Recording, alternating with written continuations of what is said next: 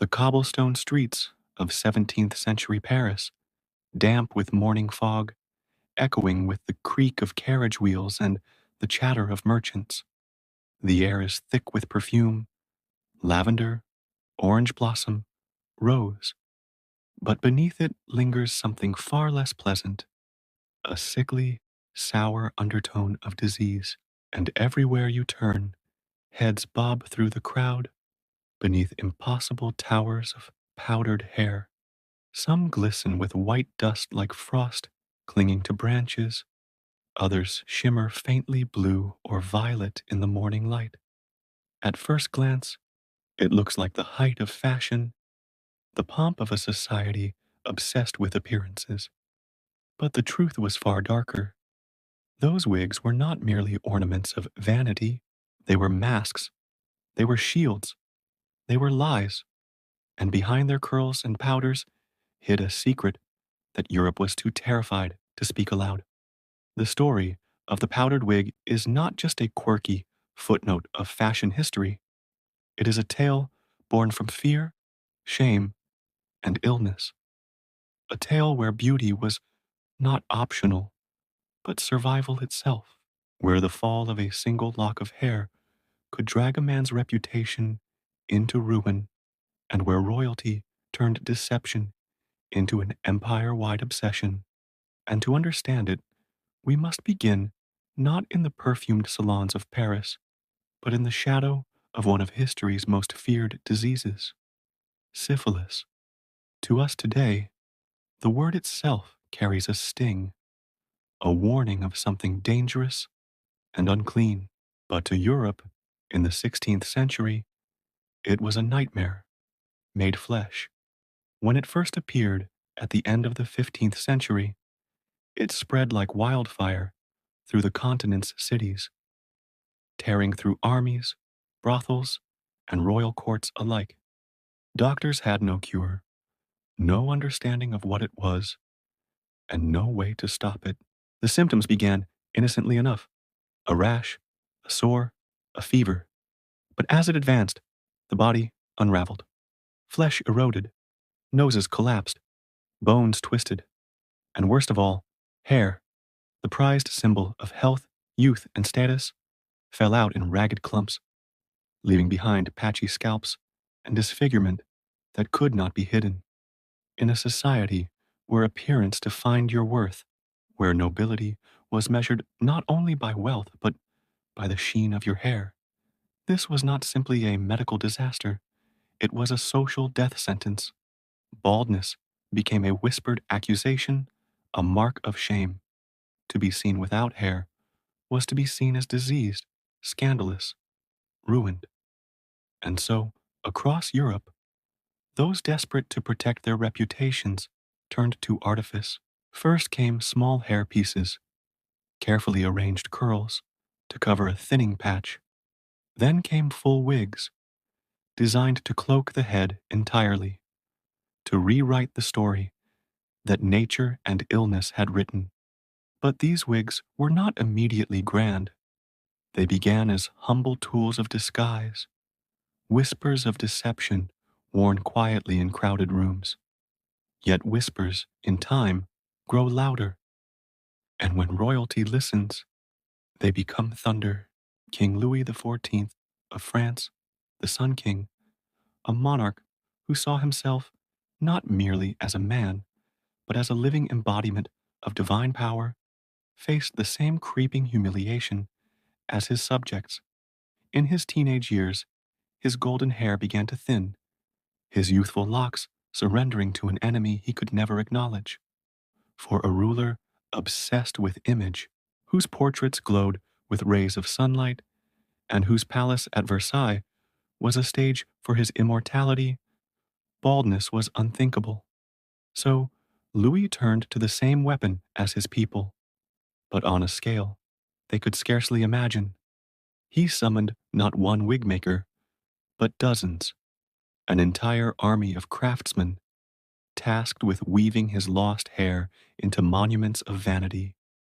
His wigs rose like crowns of curls, sweeping down to his shoulders, gleaming with powder and perfume. They were not just coverings, they were declarations. I am untouchable. I am eternal. And when the king wore a wig, so too did his court. To refuse was to reject him, to risk isolation and disgrace. Almost overnight, wigs transformed from private disguises into public necessities, woven into the very fabric of European nobility. The peruke, as it was formerly known, became a badge of loyalty, a marker of belonging. To appear at Versailles without one was unthinkable, and soon, across the continent, no gentleman of status dared walk the streets bareheaded. Yet beneath the powder and curls, the truth remained. These were not ornaments of luxury alone. They were shields against whispers, weapons in a battle for reputation. A nobleman's wig might sparkle with lavender-scented powder, but beneath it could lie the scars of disease, the sores of smallpox, the bald patches of syphilis. To see a man in his finery was not to see him at all. It was to see the mask he had chosen. And the mask was everything. But wigs were not only about disease, they carried with them another strange, almost grotesque advantage. Hygiene in the 17th century was a precarious matter, and lice were a constant plague. Natural hair was difficult to keep clean, difficult to delouse, and easily infested. But wigs, they could be removed, boiled, scrubbed, treated with powders and oils. In a sense, wigs became the cleaner option, a practical solution wrapped in layers of artifice. And so men and women alike shaved their heads, not just to wear wigs more easily, but to rid themselves of lice entirely. What might look like extravagance from afar was, up close, a desperate negotiation with survival. Still, fashion has a way of feeding upon itself, of turning necessity into performance.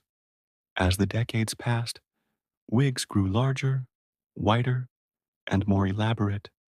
Powders of rice, starch, and chalk turned hair into frosted sculptures, often laced with perfumes of rose and citrus to mask the ever-present stench of unwashed bodies. Women, too, joined the spectacle, their wigs sprouting feathers, jewels, even miniature ships. Entire heads became stages, displays of wealth so absurd that they seemed to mock the very idea of natural beauty. And yet, beneath the feathers and curls, the original fear lingered, silent and unspoken. Without this mask, I am nothing. The phrase bigwig was not metaphorical in its birth. It was literal. The larger the wig, the greater the status, the more powerful the message.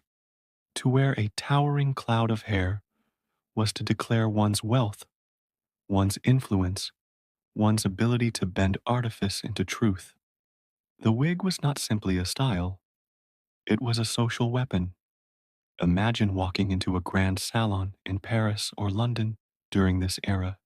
The room glitters with candlelight, but what truly dazzles is the sea of powdered heads swaying to music, their curls dusting the air with faint clouds of starch and perfume. To stand among them, bareheaded, would be unthinkable, like walking naked into battle. And yet, beneath that glittering spectacle, the silence of illness looms. How many of those white curls conceal scars? How many of those perfumed powders mask the smell of decay? This was the paradox of the powdered wig, a fashion born not of beauty, but of dread. To wear one was to participate in the great deception of the age. To refuse one was to risk exposure. And so, society played along, building higher, wider, more elaborate towers of hair, as though by sheer size they could crush the shame beneath them. But there was a cost. Wigs were not cheap. For the nobility, they were investments worth entire months of a worker's wages. A guild of wig makers rose in France to meet demand, their shops filled with horsehair, goat hair, and at times, human hair, collected from the poor. The industry flourished, but it also drew the envy of those who could not afford such extravagance. By the mid 1700s, even blacksmiths and merchants began donning modest wigs, powdering their hair in imitation of the elite. To the aristocracy, it was an outrage, a theft of identity. One nobleman lamented the horror of mistaking a blacksmith's son for a man of rank, his wig so fine it blurred the lines of class. Fashion, once a fortress of exclusivity, had begun to crumble under its own weight, and as the wigs grew more elaborate, they also grew more absurd. Women's hairstyles required scaffolding to hold their shape. Feathers, ribbons, and jewels transformed heads into theatrical displays. And yet, in the midst of this extravagance, the dark origin of it all, the fear of disease, the terror of exposure, remained hidden, festering beneath the powder. Before we go further, if you find yourself drawn into this shadowy corner of history where beauty hides terror and fashion masks fear, I invite you to pause and join our journey more permanently. Subscribe to this channel, not for simple stories of kings and queens, but for the forgotten truths that history prefers to keep powdered and hidden, because what lies beneath the surface is always far more unsettling than what we see on the outside. Now, return to that candle-lit salon. The music fades, the laughter quiets, and you notice one figure in particular.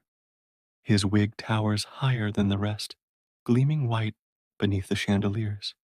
He laughs easily, commands attention with every word, but then, for just a moment, his hand lifts to scratch beneath the curls, and you see it, the bare, shaved scalp beneath, the glimpse of what should never be shown. And in that fleeting instant, you realize the terrible truth. The wig is not a crown, it is a prison, and the story of that prison is far from over, because if wigs began as shields against shame, they would soon become symbols of something far more dangerous: politics, revolution, and the unraveling of an entire social order. And in their fall, they would reveal just how fragile the masks of history truly are. The powdered wig had begun its life as a mask of survival, a fragile shield against disease and disgrace. But as the 17th century bled into the 18th, that mask hardened into something far greater. It was no longer just a defense, it became a uniform of power. The wig was a code, a language spoken in powder and curls, and those who wore it were not merely hiding, they were declaring allegiance, flaunting wealth, and wielding fashion as a weapon of authority. But what happens when a mask becomes too heavy to bear? When the performance of grandeur grows so grotesque that it collapses beneath its own weight? That is the fate the wig would suffer, and its downfall would be as dramatic, as symbolic, and as terrifying as its rise. By the early 1700s, France had become the heart of wig culture, a nation where appearances dictated reality. Courts glittered with white towers of hair, each wig carefully sculpted to suggest superiority. The powdered curls of nobility floated above the poor, like clouds, unreachable and unearthly. And yet, beneath the surface, a quiet resentment simmered. The very extravagance of the wigs that once commanded awe now provoked anger. Every feather, every jewel, every pound of powder became a reminder of a ruling class lost in vanity while the common people struggled to survive. The wig, once a shield against disease, had transformed into a symbol of arrogance. In England, too, wigs carried political weight. Judges, lawyers, and parliamentarians adopted them not merely as fashion, but as statements of authority. To see a man in robes and wig was to see the embodiment of law, the face of order itself. But what the people did not see was the truth beneath those curls: lice infestations, oozing sores, and scalps shaven raw to make way for the mask of powdered hair. The courtrooms of London reeked faintly of powder and perfume, a thin veil over the stench of disease. Justice itself had a smell, and it was the smell of deception. But wigs were not only about law and royalty, they became a currency of respectability in a world that demanded performance. Even those far from the thrones of Europe began to don modest versions, their curls less elaborate, but no less significant. Shopkeepers, craftsmen, even blacksmiths powdered their hair, seeking to borrow a fragment of the nobility's aura. And in this desperate imitation, the aristocracy saw betrayal. Their masks were no longer unique. Their symbols of superiority had been stolen by the very people they sought to dominate. The reaction was predictable. If the lower classes could mimic their style, the elites would simply make their wigs more extravagant. Women's hair pieces rose to impossible heights, adorned with ribbons, jewels, and feathers, so long they brushed the ceilings of carriages.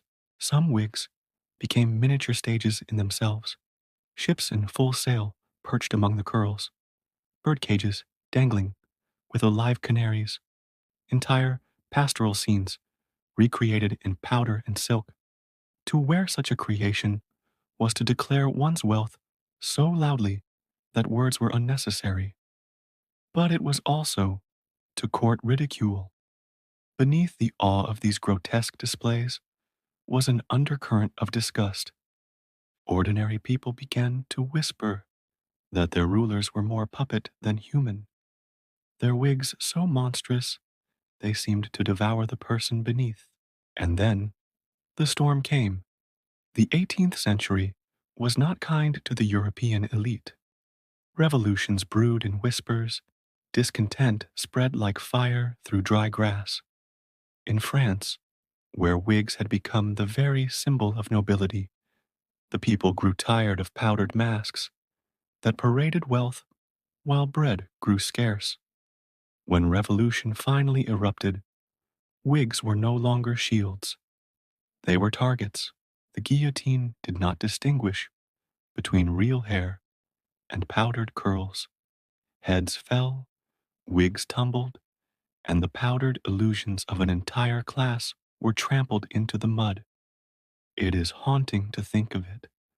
Those grand wigs, once carefully powdered and perfumed, lying abandoned beside the scaffold, their curls matted with dirt, their perfumes drowned in the metallic scent of blood. What had once been a mask of survival had become a death sentence, a mark of the very class the revolution sought to destroy.